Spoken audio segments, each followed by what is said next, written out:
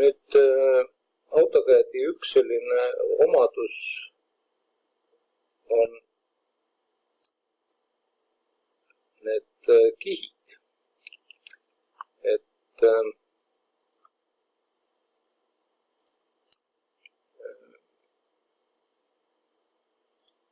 praegu, kui siia home ribboni peale layers aknasse klikata sinna üles, kus on riba, kuhu saab klikata, siis on seal nullkiht ja siis on DevPoints. DevPoints on selline, mis AutoCAD teeb ise endale abistamiseks ja null on siis selline kiht, mis on alguses AutoCADis olemas ja mida ei saa ei ümber nimetada ega ära kustutada. Kihte kasutatakse siis põhiliselt kahel viisil või kahe asja jaoks, et esimene nendest on siis see, et eristada ühesuguseid asju, ütleme näiteks majaprojekti puhul on siis kõik uksed ühe kihi peal, geodeesia joonise peal on siis näiteks kõik puud ühe kihi peal, kanalisatsioon ühe kihi peal. Aga teine variant on siis, kui meil ei ole nagu objekte, siis me võime eristada kihte joonte omaduste järgi. Sest kui me vaatame nüüd layer property, mis on siis see kõige suurem ikoon siin layer'sit aknas, siis joonel on, või sellel igal kihil on värv võimalik määrata ja joone tüüp ja joone paksus. Et tähendab teha need kihid nüüd selle joone omaduste järgi tundub täitsa mõistlik. Ja esimene võimalus ongi siis teha niimoodi, et näiteks meil on peenjoon. Paneme siis peenjoonele ka mingi värvi, et oleks arusaada, sest nagu te mäletate, AutoCAD vaikimisi siis joone jämedusi ei näita. Joone tüüp jääb pidev ja joone jämedus oli siis pool jäme jämedusest. Praegu siis muid omadusi ei muuda nii palju, et see esimene lambikene näitab seda, kas see kiht on nähtaval, lukk näitab seda, kas seda kihti saab muuta ja freeze on siis kahe ühendused, et kui siin selle päikese ära kustutab, siis läheb see kiht nii lukku kui kaob ka ekraani pealt ära. Et muidu nähtamatu kihi peale saab edasi joonistada.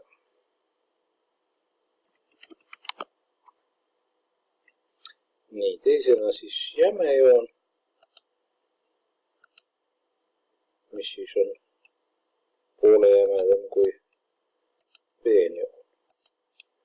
Nüüd uue kihi tegemisel AutoCAD võtab siis aluseks selle kihi, mis parasjagu on aktiivne. Kuna jämejoone kiht on erandlik, ainukene jämejoon, siis järgmise kihi tegemisel ma võtan aluseks peenjoone. Nii, ja teeme siis näiteks telgjoon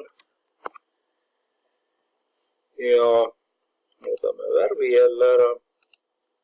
Ja nüüd oleks vaja ära muuta ka joone tüüp. Kui ma nüüd siia continue'se peale klikkan, siis tundub, et teistsuguseid joone tüüpe ei olegi. Õnneks siis, kui tähelepanelikumalt vaadata, on siin load graph ja kui selle load'i peale omakorda klikata, siis avaneb nimekiri AutoCAD-i joontest. Et siin nüüd mingeid väga kunstipäraseid jooni ei ole.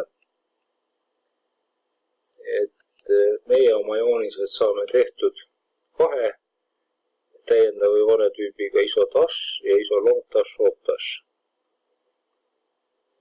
Et siis ISO-02 ja ISO-08.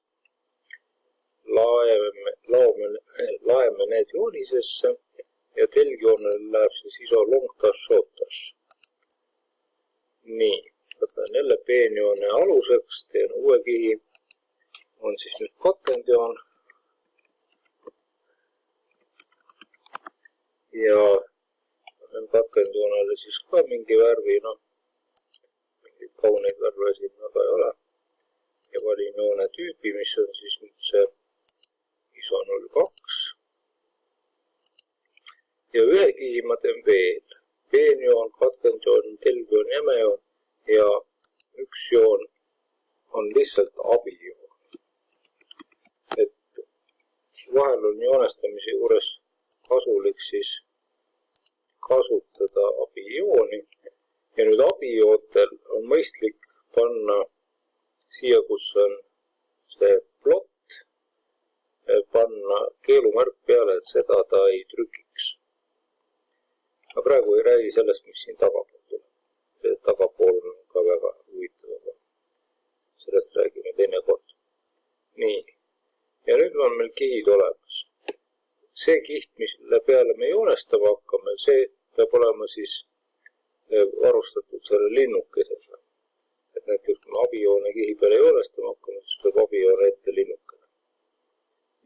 Selle layer properties menetlusele võib kinni panna ja näete nüüd siia ülesse jäi nähtavale see kiri, mis kiht on parasjagu aktiivne. Ja tekkisid ka need teised kihid, et saab seda kihti, mis on aktiivne siit vahetada ja saab panna kinni neid kihte, mida siis parasjagu ei ole vaja. Siin on veel üks selline